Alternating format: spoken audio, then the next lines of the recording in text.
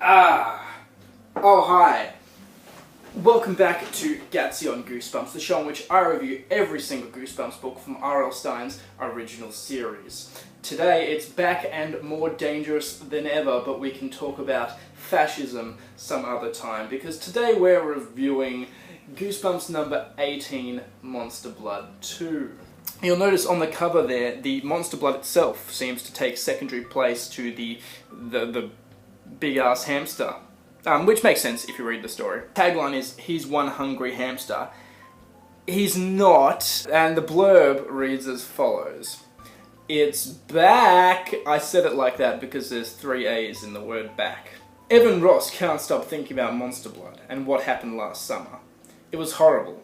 So terrifying. Alright, you did write the book. Too bad Evan's science teacher doesn't believe him. Now he's stuck cleaning out the hamster's cage as punishment for making up stories. No, that's not the end of it. Then Evan's friend Andy comes to town and things go from bad to worse because Andy's got a present for Evan.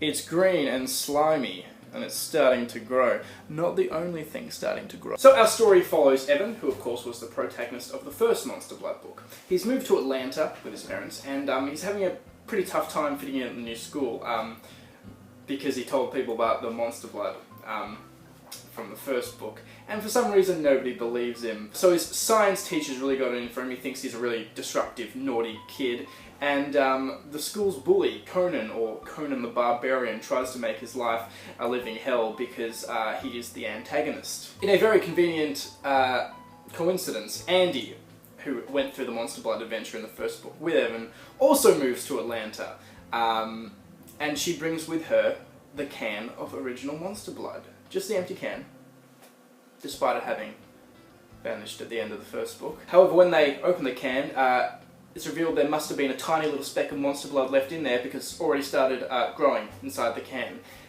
This should not be surprising for Andy.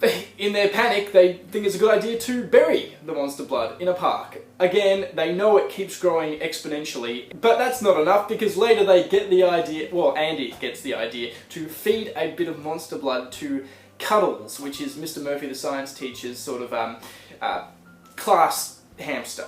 She really did not take on board this life-changing and reality-shattering experience. But when they go back to the park, the Monster Blood's gone.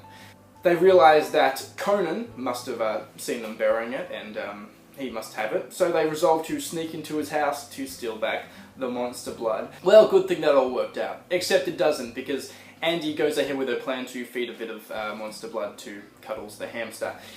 She does it from a good place, Evan's really miserable because his science teacher's a real dick, so she does it to try and cheer him up. Andy and Evan resolve to check him out the next morning, and for who saw this coming, the hamster has grown huge and is still growing. And this is the climax of the book, how to deal with this massive hamster that can potentially eat people. It's worth mentioning that Evan's dad was a sculptor, and earlier in the book, Evan sees a sculpture that he's made for the school art contest, and it's a big wheel, not unlike a hamster wheel. So Andy and Evan drag it from the auditorium, and Cuddles chews through it. He doesn't want that hamster wheel. It's a really good swerve. Evan resorts to plan B and eats a bit of Monster Blood to try and, size up against the hamster. But 'tis not to be, and he doesn't grow big enough in time to combat the giant hamster, and he's about to be eaten when suddenly both him and Cuddles go back to the regular size. Andy checks the can of Monster Blood. It expires on that day. The whole school, including Mr. Murphy, has seen that this Monster Blood is actually the real deal, and as his reward, he gets to look after Cuddles the hamster. He doesn't even like Cuddles, he has to look after it, that's not a reward, The story ends with Cuddles eating some Monster Blood again. But you don't have to think about that. I think it does a very good job in following on and continuing the events of the first one. We've got a lot of Evan trying just to fit in. On top of his struggles with Monster Blood, we see him dealing with bullies and dealing with obnoxious teachers. One of the most exciting events in the book is actually Evan and Andy sneaking into Conan's house, which has no supernatural elements in it. A good example of how the supernatural doesn't have to always be the most exciting part of the book. While I understand it has to happen for the point of plot development, there's no reason for Angie to be as cavalier with the monster blood as she is. Again, she went through it with Evan, she knows how dangerous it was. I mentioned in my review of the first Monster Blood that R.L. Stine makes an absolute balls up of trying to explain its origin. Instead of having a story about this alien goo that just grows for no reason, he tries to explain it with magic. You know, there was actually nothing originally wrong with the Monster Blood, it was a curse put on it by his aunt's cat. Watch the review. Fortunately, all the magic elements in this are gone and Monster Blood is exactly what it should be. Just a substance with no explanation behind it, but you understand that it's dangerous. It actually feels a lot more fleshed out, and it's definitely a lot more interesting of a read. In short, Monster Blood 2 is a great continuation of the series and actually fixes many of the faults in the first Monster Blood book.